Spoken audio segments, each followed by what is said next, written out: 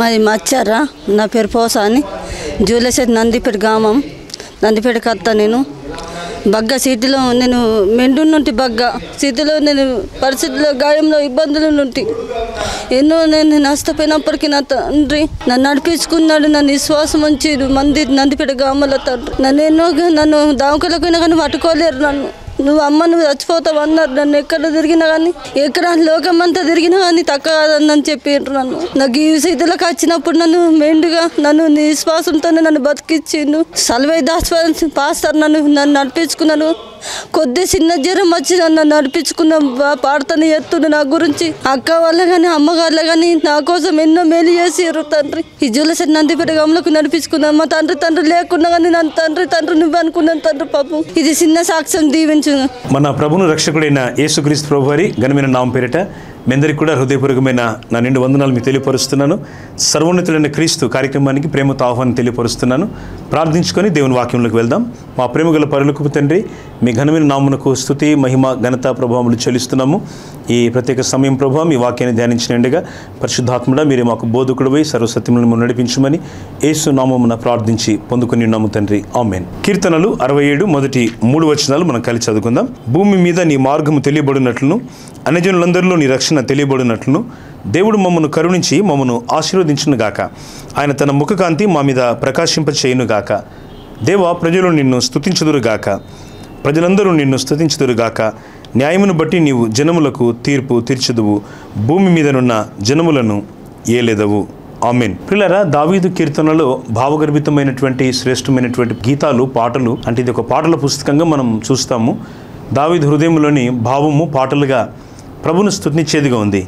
యూద అరణ్యంలో ఆయా స్థలాలలో చిన్నవాడుగా ఉన్నప్పుడు ఎన్నికల్లో లేకపోయినా తన అన్నలు చాలా ఇనుమండగరులు, తాను చిన్నవాడైనప్పటికీ కనిష్ఠుడైనప్పటికీ దేవునితో నడిచే నడక విషయంలో చిన్నప్పటి నుండి చాలా బాధ్యత కలిగిన ఒక ప్రభును ప్రేమించే హృదయానుసారుడుగా దావీదు జీవితం మనకు కనబడుతూ ఉంటుంది. మనలో చాలామంది తెలుసు దావీదు ఎన్నిక గురించి.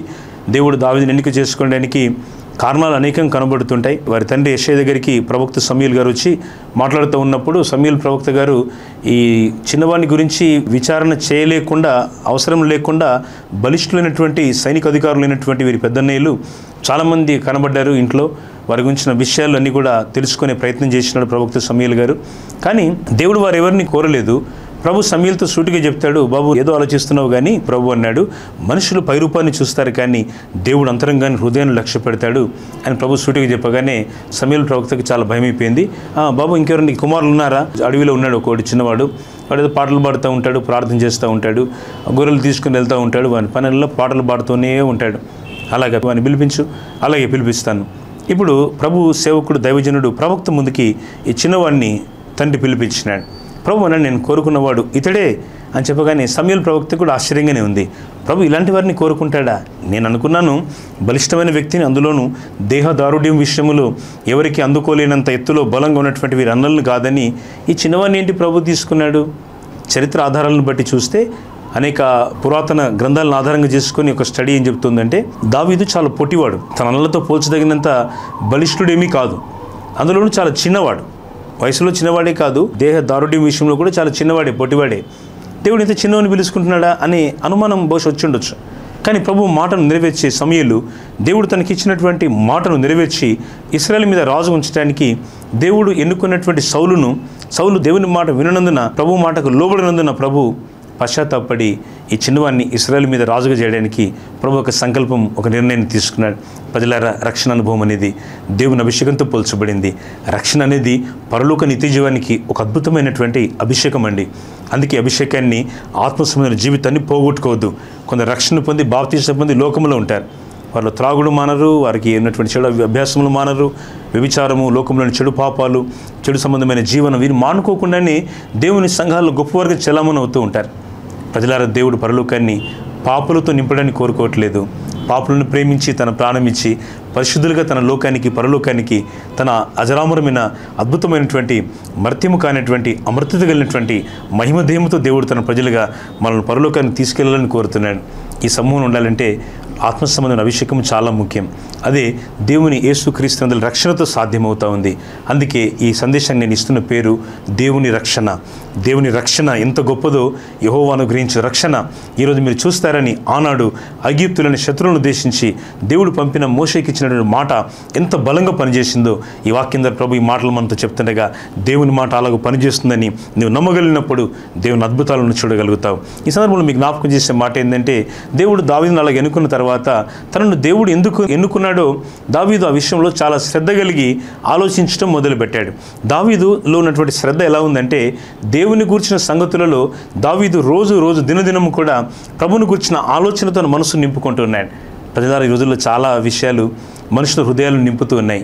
లోకము నింపుతూ ఉంది. లోకంలోని సినిమాలు చూడడం, లోకంలోని చెడు అభ్యాసములు, లోకంలోని దుర్నీతి, వీటితో మనసంతా నింపబడిన తర్వాత ఇక వాక్యానికి చోటు ఎక్కడ ఉంటుందండి? మందిరానికి ఎలా రావాలనిపిస్తుంది? ప్రభు ఎప్పుడూ చెప్పిన అల్లరితో కూడిన ఆటపాటలు అన్నాడు. లోకంలోని చెడు సంగతులను మనం ధ్యానిస్తూ ఉంటే దేవుని సంగతులు ధ్యానించే అవకాశం నీకు ఎక్కడ ఉంటుంది చెప్పండి? కాబట్టి నువ్వు లోకముతో స్నేహం చేయడం అనేది మానుకోవడం మంచిది. ప్రభు అంటున్నాడు, చాలా పెద్ద పదనే యాకోబు భక్తుడు రాస్తాడు, వ్యభిచారిణులారా, ఈ లోకముతో స్నేహము దేవునితో వైరము అంటాడు. ప్రభుత్వం మనం స్నేహం చేయాలంటే లోకానికి మనం దూరంగా ఉండడమే మంచిది. అట్లా అని చెప్పి ఎవరితో మాట్లాడకుండా, ఎవరితో పలకరించకుండా, మీకు మీరు ఏదో చాలా గుమ్మనంగా నోరు మూసుకొని ఎవరితో పలకరింపు లేకుండా ఉండమని కూడా కాదు. అందరితో ప్రేమ సమాధానం కలిగి ఉంటూనే, అందరితో ప్రేమను పంచుతూనే, దేవుని ప్రేమను చెబుతూనే, దేవుని కొరకు సాక్షిగా నువ్వు జీవిస్తూనే, ప్రభు కొరకు నువ్వు జీవించవలసిన విధానమును పరిశుద్ధాత్ముడు మనకు జ్ఞాపకం చేస్తున్నాడు. దేవునికి మహిమ కలుగును గాక. ఆమేన్, హల్లెలూయా. అందుకే ఈ సందర్భంలో మరి దావీదు తన కీర్తనలో దేవుని మార్గము దేవుని రక్షణ అని రాస్తున్నాడు. భూమి మీద దేవుని మార్గము దేవుని రక్షణ ఈ రెండు సమానంగా మనకు కనబడుతున్నాయి. భూమి మీద దేవుని మార్గము ప్రభు యేసుక్రీస్తు సెలవిచ్చారు, నేనే మార్గమును సత్యమును జీవమును అన్నారు. ప్రభు ఈ భూమి మీద తాను వచ్చిన ఉద్దేశాన్ని ప్రజలకు, జనసమూహానికి, లోకానికి, ప్రపంచానికి చెప్తూ నేనే మార్గాన్ని అన్నాడు. ఇప్పుడు ఈ రక్షణ, ఈ మార్గం, ఈ రెండు కూడా ప్రజలకు తెలియబడాలని దేవుడు కోరుతున్నాడు. అంటే యేసుప్రభు వారు పాత నిబంధనలు కూడా, అంటే మీరు ఆదికాండం మొదలుకొని అన్ని గమనిస్తూ ఉంటే ఆయన ఒక్కొక్క గ్రంథంలో ఒక్కొక్క విధంగా కనబడుతూ వచ్చినాడు. యేసయ్య పాత నిబంధనలు కూడా ఉన్నాడా? ఉన్నాడండి. ఆయన రక్షణకర్తగా, ఆయన రక్షకుడు కనబడుతున్నాడు. ఆదికాండంలో ఆయన స్త్రీ సంతానముగా ఉన్నాడు. నిర్గమకాండంలో పస్కా గొర్రెపిల్లగా ఉన్నాడు. ఆయన లేవియ కాండములో ప్రధాన యాజకుడిగా ఉన్నాడు. సంఖ్యాకాండములో కొట్టబడిన బండగా కనబడుతున్నాడు. ద్వితీయోపదేశ కాండములో దేవుని నుండి వచ్చిన ఉపదేశకుడిగా ఉన్నాడు. అలాగే ప్రవక్తల గ్రంథాలలో సమాధానకర్తగా ఉన్నాడు. ఆ తర్వాత మనం చూస్తుంటే కొత్త నిబంధనలు మత్తయి రాసిన సువార్త ఎలా కనబడుతున్నాడంటే రాజులకు రాజుగా కనబడుతున్నాడు, యూదులకు రాజుగా కనబడుతున్నాడు. ఆ తర్వాత మార్కులో యెహోవా సేవకుడిగా కనబడుతున్నాడు. లూకాలో మనుష్య కుమారుడుగా కనబడుతున్నాడు. ఆ తర్వాత యోహానులో దేవుని కుమారుడుగా కనబడుతున్నాడు. అపోస్తలుల కార్యములో కోత యజమానుడుగా కనబడుతున్నాడు. ఆయన పత్రికలలో సంఘములకు ప్రభువుగా కనబడుతున్నాడు. చివరిగా ప్రకటన గ్రంథములో రాజులకు రాజు, ప్రభులకు ప్రభు, ఎవరు సమీపరాని తేజస్సులు ఆయన మాత్రం నివసిస్తూ అమరత్వము కలిగిన సర్వలోకమునకు చక్రవర్తిగా కనబడుతున్నాడు. ఇదండి ప్రభు యొక్క మార్గము, రక్షణ. ఆయన మార్గంలోని సంగతులు పాత నిబంధనలోని బైబిల్లో మొదటి ఆరంభ పేజీ నుండి చివరి పేజీ వరకు యేసు ప్రతిధ్వనిస్తూ కనబడుతున్నాడు. ఆయన మార్గము కనబడుతూ ఉంది. అందుకే ఈ మార్గాన్ని మనం బాగా గట్టిగా పట్టుకోవాలి. ఈ మార్గాన్ని చక్కగా వెంబడించాలి. కొందరు అంటూ ఉంటారు, మీరు ఈ మతంలోకి వచ్చారని. మతం కాదండి, మార్గం. యేసయ్య మార్గం. మన మార్గాన్ని సరి చేసుకొని ఈ నీతిమంతుడైన మహాదేవుని యొక్క యేసు ప్రభు వారి యొక్క దివ్యమైన మార్గంలోనికి రావడం, ఇది ఒక అద్భుతమైన అవకాశం. ప్రభుత్వం మనం నడిచేటువంటి ఒక నడక. అందుకే ఈ అద్భుతమైనటువంటి మాట, దేవుని యొక్క సంగతులను మనం ధ్యానిస్తుండగా దేవుని మాటలు ఆయన మనకి ఇచ్చిన రక్షణ కొరకు మనల్ని ఎంతగానో మరి ఆహ్వానించేవిగా మనకు కనబడుతున్నాయి. దావీదు అంటున్నాడు, 1వ వచనం ముగించిన తర్వాత 67వ కీర్తన 2వ చరణంలో, దేవుడు మమ్మను కరుణించి మమ్మను ఆశీర్వదించునుగాక, ఆయన తన ముఖకాంతి మా మీద ప్రకాశింపచేయునుగాక అంటున్నాడు. దేవుని ముఖకాంతి, దేవుని కరుణ కటాక్షములు నాకు కలగాలి, మాకు కలగాలి అంటున్నాడు. పిల్లరా, దేవుని కరుణ కటాక్షాలు ఎంతో శ్రేష్టమైనవి కదా. ఆయన మనల్ని కరుణించడం కంటే ఇంకా గొప్ప ఏముంది? మనల్ని ఆశీర్వదించడం కంటే మనకి ఇంకా ఆనందం ఏముంది? దేవుని కటాక్షం లేని కుటుంబాలుగా, దేవుని దయ పొందని కుటుంబాలుగా మనం ఉంటే వాటి వల్ల ఎవరికి ప్రయోజనం చెప్పండి? క్రీస్తులోనికి వచ్చిన మన కుటుంబాలు ఆశీర్వదింపబడాలి, ఆత్మీయంగా బలపడాలి. పురాతన కాల భక్తుడైన అబ్రహాం యొక్క మనుమడైనటువంటి యాకోబు అనేటువంటి ఆయనకు ప్రభు పెట్టిన పేరు మళ్ళీ పేరు. మొదటి పేరు యాకోబు అంటే మోసగాడు, రెండో పేరు ఇశ్రాయేలు అంటే దేవుని రాజకుమారుడు. దేవుడు ఇశ్రాయేలుతో మాట్లాడుతూ యాకోబుతో మాట్లాడడానికి ప్రభు సమయాన్ని ఇచ్చినాడు. యాకోబు ప్రభు వారు మాట్లాడుతున్న సంగతులు రాయబడ్డాయి వాక్యంలో. అప్పుడు యాకోబు అంటున్నాడు, నీవు నన్ను ఆశీర్వదించితేనే కానీ నేను నిన్ను పోనివ్వను అంటాడు. అంటే ఆశీర్వాదం యొక్క స్థితి ఎంత గొప్ప స్థితియో యాకోబు జ్ఞాపకం చేసుకుంటున్నాడు. దేవుని ఆశీర్వాదం పొందకుండా చాలా కుటుంబాలు ఈ రోజుల్లో ప్రభువుకు దూరంగా ఉంటున్నాయి. ఎందుకు వ్యక్తిగత ప్రార్థన లేదు, సంఘం వాక్యం చదువుకునే అనుభవం లేదు. ప్రియవనులారా, పెద్దలారా, చిన్నలారా, దేవుని దాసునిగా నా చేతులు జోడించి మీతో జ్ఞాపకం చేసే దేవుని ఉపదేశపు మాట, దయతో వాక్యాన్ని రోజు చదవండి.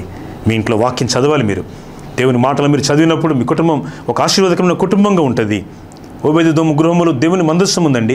3 నెలల కాలములో దేవుడు వారిని ఈ జస్ట్ బ్లెస్డ్ లైక్ ఎనీథింగ్, దేవుడు వారిని ఎంతగానో ఆశీర్వదించినాడు. వారిని ఆశీర్వదించిన విషయము దావీదు వరకు వెళ్ళిపోయింది. వారు ఏది చేస్తున్న ఆశీర్వాదమే, వారు ఏది చేస్తున్న దాంట్లో వారికి ఆ పనిలో వారికి సఫలత, సంపూర్ణత, దేవుడు వారిని ఆ విధంగా హెచ్చిస్తూ వచ్చినాడు.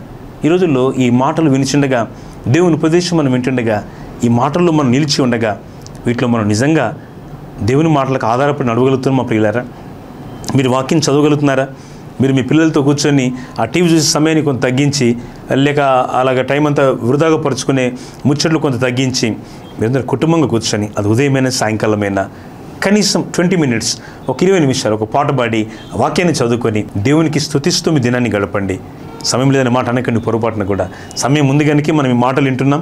సమయం ముందుగానే నేను మీతో వచ్చి దేవుని తరపున ఈ మాటలను దేవుని సేవకుడిగా మీతో బహు వినమ్రంగా మీతో నేను జ్ఞాపకం చేస్తున్నాను. దయచేసి త్రోసివేయకండి. ప్రభు కోరిందల నీ మనస్సు, నీ హృదయం, నీ సమయం, దేవునికి ఇచ్చిన సమయము, నీ శక్తి, నీ ధనం, ఈ 3 నమ్మకంగా దేవుని నువ్వు వాడాలి. ఒకవేళ నీ సమయం సరిగా వాడకపోయినా దేవునికి లెక్క చెప్పాలి మనం. లేకపోతే దేవునికి ఇచ్చిన నీ సామర్థ్యం దేవుని కొరకు ఉపయోగపడాలి.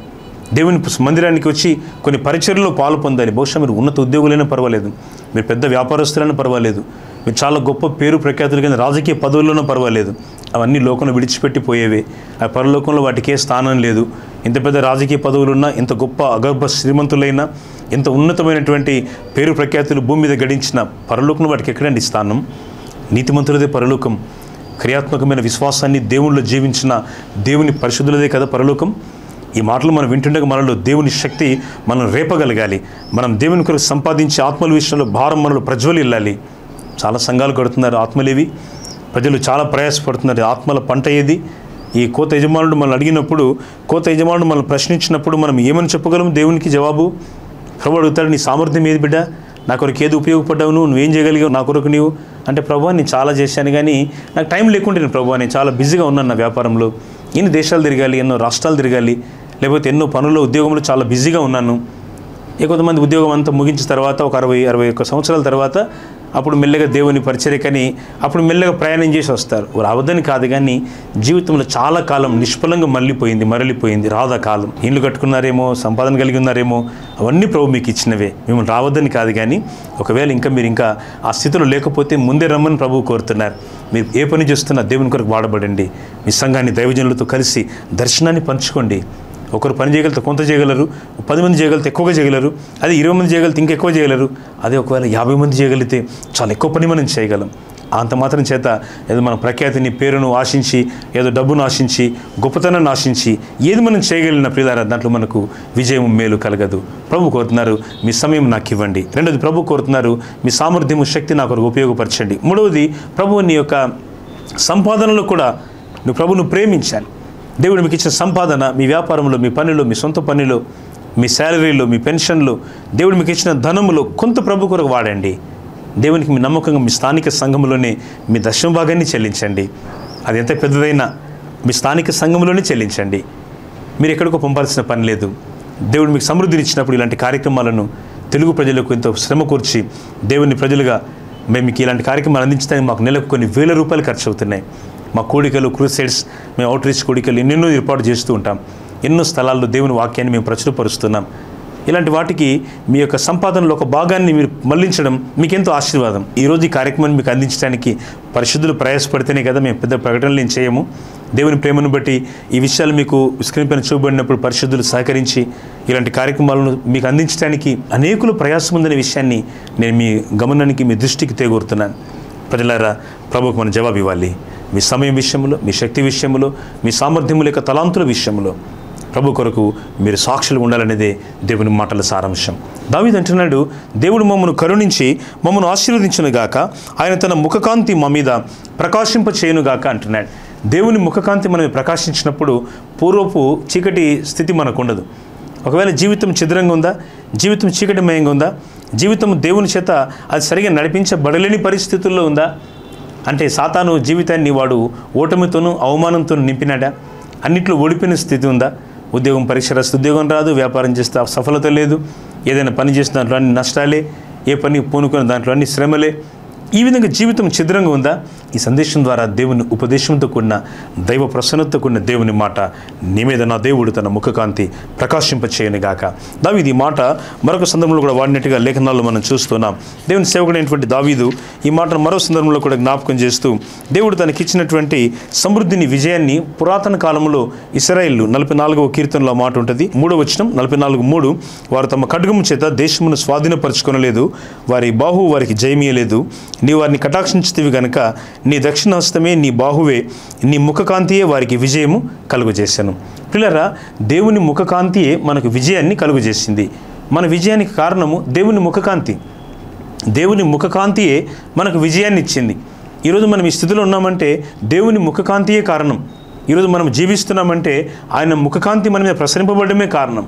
ఈరోజు నువ్వు కలిగి ఉన్న జ్ఞానము, తెలివితేటలు, నీకున్న ఇల్లు, నీకున్న అవసరాలు తీర్చేటువంటి దేవుని కృప, నీకు ఉద్యోగం చేయడానికి, వ్యాపారం చేయడానికి, సేవ చేయడానికి, దేవుని కొరకు జీవించడానికి దేవుడిచ్చిన తలంతులను చూసినారా ప్రియులారా?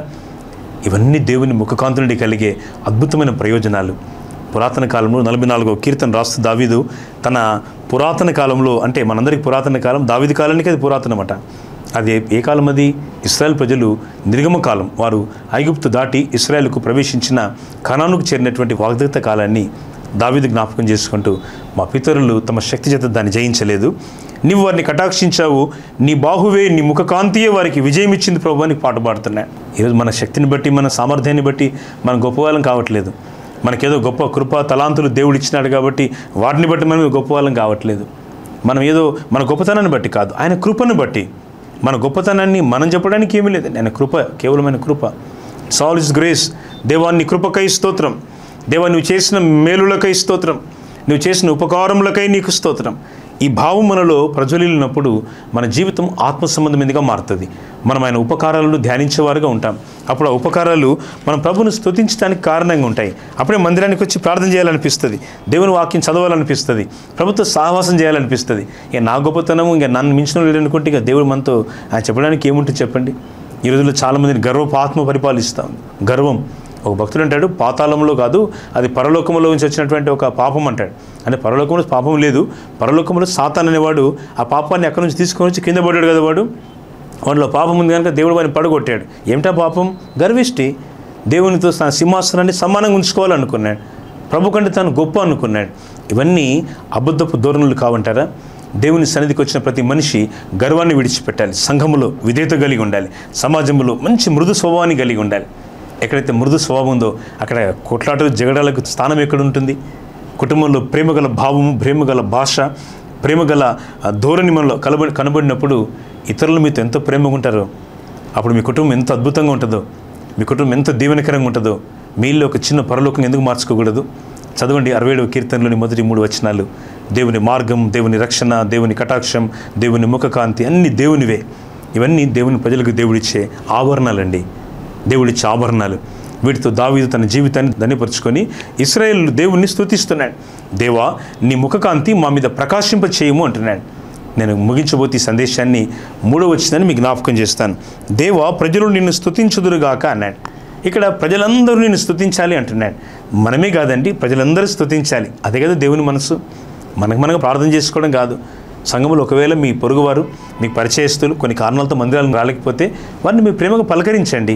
మీరు తోటి సహోదరుని పలకరించండి. సహోదరి, మీరు మీ తోటి సహోదరుని పలకరించండి. అక్క, మీరు ఎందుకు రాలేదు మందిరానికి? అనే, మీరు ఎందుకు రాలేదు? దైవజనులతో చెబుదాం, మీ సమస్యలు ఉంటే వారితో కలిసి మనందరం ప్రార్థన చేద్దాం. అనారోగ్యంతో వారి దగ్గరికి వెళ్ళి పరామర్శ చేయండి. వీటికి సమయం లేదు, ఆధునిక సంఘానికి సమయం లేదండి. దేవుని స్తోత్రం. మా గ్రామాల్లో అయితే మేము ఎక్కువ గ్రామాల్లో పరిచర్య, నిజామాబాద్ నగరంలో దేవుడు మాకు మంచి మందిరాన్ని ఇచ్చారు. పట్టణంలో పరిచర్య ప్రతి ఆదివారం కూడా ఉంది, ప్రతిరోజు కూడా ఉంది. కానీ సింహభాగం, అధిక భాగం మేము గ్రామాల్లోనే దేవుని పరిచర్యను ఎక్కువగా ట్రైబల్ ఏరియాలో కూడా దేవుని ప్రేమను పంచుతున్నాం. అయితే మేము ఉండేది కూడా చిన్న గ్రామంలోనే. దేవుని మహాకృపను బట్టి నేను గమనించిందల్లా గ్రామాల్లోని సంఘాల్లో ప్రేమ. ఒకరికి బాగలేకపోతే అందరూ వస్తారు, ఒకరికి అనారోగ్యం ఉంటే అందరూ కలిసి ప్రార్థన చేస్తారు. సేవకులకు మాకు సమాచారాన్ని ఇస్తారు. వీళ్ళు చూసుకుని వెంటనే అక్కడికి వెళ్ళి ఆ సమయాన్ని ప్రభు కృపను బట్టి వారితో కలిసి ప్రార్థన చేయడానికి, వారిని పరామర్శించడానికి మేము కోరుకుంటూ ఉంటాం. పరామర్శ ఎంత గొప్పదో కదా. ఒకరి పట్ల ఒకరికి ప్రేమ, సద్భావము, దేవుని ముఖకాంతి వల్ల కలిగేటువంటి పర్యవసానాలు ఇవి. అందుకే ఈ ముఖకాంతి, దేవుని ముఖకాంతి, ఆయన సౌందర్యత, ఆయన స్తుతించే ప్రజల మధ్య ప్రత్యక్షమవుతూ ఉంది. ఇదే సంఘం యొక్క దర్శనం. అందుకే ముఖకాంతి, దేవుని యొక్క ప్రత్యక్షత మీ మీద ప్రకాశింపడాలని నేను కోరుతున్నాను. అందుకే దావీదు అంటున్నాడు, దేవా ప్రజలందరూ నిన్ను స్తుతించుదురుగాక, న్యాయమును బట్టి నీవు జనములకు తీర్పు తీర్చదవు, భూమి మీద ఉన్న జనములను ఏలేదవు అంటున్నాడు. చాలా ప్రభుత్వాలు వస్తూ ఉంటాయి, పోతూ ఉంటాయి. ప్రభుత్వాలు భారతదేశంలో, రాష్ట్రాలలో, ప్రదేశాలలో, స్థానిక ప్రభుత్వాలు, ఆ చిన్న గ్రామ వార్డు మెంబర్ మొదలుకొని గౌరవనీయ భారతదేశ రాష్ట్రపతి వరకు ప్రజలు వస్తూ ఉంటారు, వెళ్తూ ఉంటారు, పరిపాలకులు మారుతూ ఉంటారు, కొత్త వాళ్ళు వస్తూ ఉంటారు. అనాదిగా ప్రపంచం జరిగేటువంటి పరిస్థితులు ఇవి. కానీ ప్రభు యేసు రాజ్యము చేస్తున్నాడు. ఆయన రాజ్యములను ఏలువాడు. ప్రపంచాన్ని ఏలుచున్న దేవుడు తన రాజ్య పరిపాలనలో మనల్ని ఏలుట, మనల్ని నడిపించటం మన భాగ్యం కాదంటారా? ప్రభు నిన్ను ఏలుతున్నాడా? నీ గృహానికి ప్రభు అధిపతిగా ఉన్నారా? దేవుడు మీ పనులకు, పరిస్థితులకు అధిపతిగా ఉన్నారా? మీరు ఏ పనికైనా వెళ్ళేటప్పుడు మోకరించి ప్రార్థించుకొని వెళ్తున్నారా? మందిరానికి వెళ్ళేటప్పుడు ప్రార్థన చేసుకొని వెళ్తున్నారా? మీ విద్యుత్ ధర్మానికి, మీ యొక్క ఆఫీస్కి, మీ పొలానికి, తోటకి, మీ వ్యాపారానికి, బంధువుల పెళ్ళికి, ఇంకేదో కార్యక్రమానికి, మీరు ఇంకేదో పనికి వెళ్తున్నప్పుడు ప్రార్థనాపూర్వకంగా సిద్ధపడి మీరు వెళ్తున్నారా? దేవుని ప్రజలు, దేవుని ఏలిక, దేవుని యొక్క నాయకత్వం కింద, ఆయన ఏలుబడి కింద ఉండడమే దేవుడు కోరుతున్నాడు. అందుకే ప్రభు మనల్ని ప్రేమించి ఈ రక్షణ సువార్తను, ఈ సునాదాన్ని, మన ఆత్మీయతను కట్టుకోవడానికి కొన్ని అమూల్యమైన మూల పాఠాలను ప్రభు మనకు అనుగ్రహిస్తున్నారు.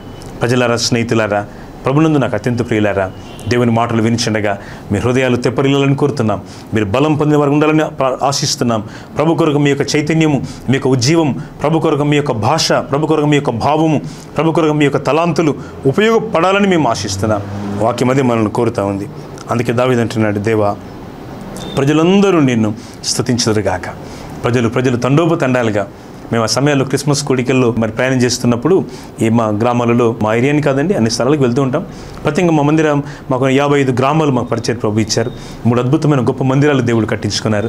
ఇంకా 2-3 స్థలాలు కొని ఇంకా మందిరాలు కట్టడానికి ఈ 2024 సంవత్సరం ప్రణాళిక కొరకు ప్రభు పాదాల దగ్గర మేము ప్రార్థిస్తున్నాం. ఒకేసారి ఒక 2 మందిరాలు కొత్తగా మళ్ళీ ఓపెన్ చేయడానికి, అంటే కొత్తగా మాకు ఉన్నటువంటి రెంటెడ్ హౌస్ కావచ్చు, లేక మా విశ్వాసంలో జరుగుతున్న ఆరాధన కావచ్చు, వాటిని ఇంకా మేము విస్తరించడానికి నూతనంగా భవనాలు మేము కట్టుకోబోతున్నాం.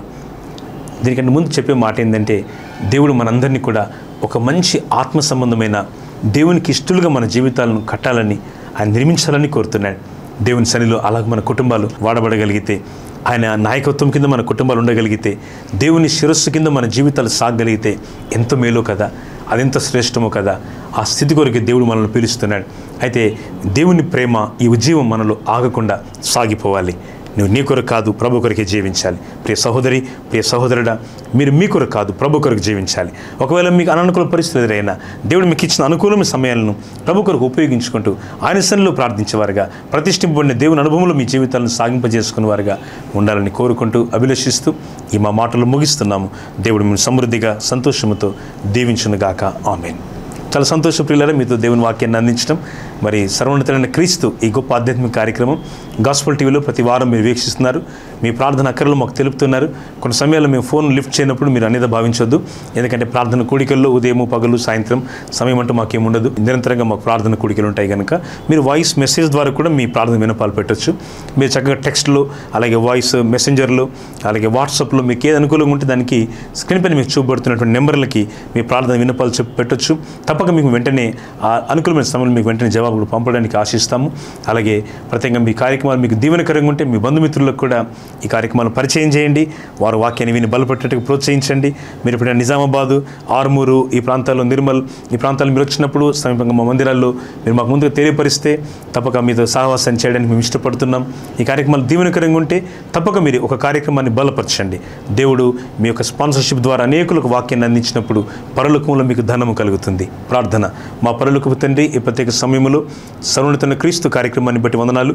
పరిశుద్ధుల యొక్క ప్రయాసము ఎంతో ఘనముగా మీరు దీవించి దీవించి ఆశీర్వదించి ఈ యొక్క సేవా పరిచర్యలో మీరు అనేకులను సాక్షులుగా మీరు వాడుకుంటున్నారు. చూపడుతున్న సాక్ష్యాలు ఉపదేశములను ప్రజలకు ఎంతో మేలైనవిగా మీరు చేయండి. ప్రత్యేక సమయంలో ప్రభు నీ బిడ్డల యొక్క ప్రతి అవసరత మహిమలో మీరు తీర్చండి. అంతేకాదు వ్యాధిగల దేహాలను మీరు ముట్టండి, బలహీనులకు స్వస్థ ఆరోగ్యాన్ని మీరు దయచేయండి. మా భారతదేశాన్ని, క్రైస్తవ సమూహాన్ని, భారతదేశంలోని ప్రభు మా ప్రియ సహోదరి సోదరులందరినీ మీరు దీవించండి. భారతదేశానికి, ప్రపంచానికి మీ శాంతిని దయచేయండి. అలాగే ఈ కార్యక్రమం ద్వారా మీ మార్గము, మీ రక్షణ, మీ ఆశీర్వాదము, మీ కటాక్షము నీ జనులందరికీ కలగాలని ప్రార్థిస్తున్నాం. టీవీ పరిచయం ద్వారా అనేకులు వాక్యంలో బలపడుతూ విశ్వాస జీవితాన్ని కట్టుకోవడానికి మీరు చూపుతున్న కృపకై మీకు స్తోత్రములు. ఏదైనా వివాహ దినోత్సవాన్ని, జన్మదినోత్సవాన్ని జరిగించుకుంటున్న మా ప్రియులను దీవించండి. అలాగే శ్రమలో బాధలను బిడ్డలను ఓదర్చి వారికి ఆదరణ, నెమ్మది, స్వస్థత మీరు దయచేయండి. ఈ కార్యక్రమాన్ని బలపరిచిన అనేకులకు వాక్యాన్ని అందించడానికి తమ ధనాన్ని వెచ్చించి ఈ కార్యక్రమాన్ని అందించిన కుటుంబాన్ని నిశ్చయంగా మీరు దీవించండి, ఆశీర్వదించండి. యేసు ప్రభు నామంలో ప్రార్థించి వేడుకొంచున్నాము తండ్రి, ఆమేన్. తండ్రి దేవుని ప్రేమయు, ప్రభువైన యేసు క్రీస్తు వారి కృపయు, పరిశుద్ధాత్ముని అన్యోన్య సహవాసం సదా మనందరికీ తోడైండును గాక, ఆమేన్. God bless you. దేవుడు దీవించును గాక, ఆమేన్.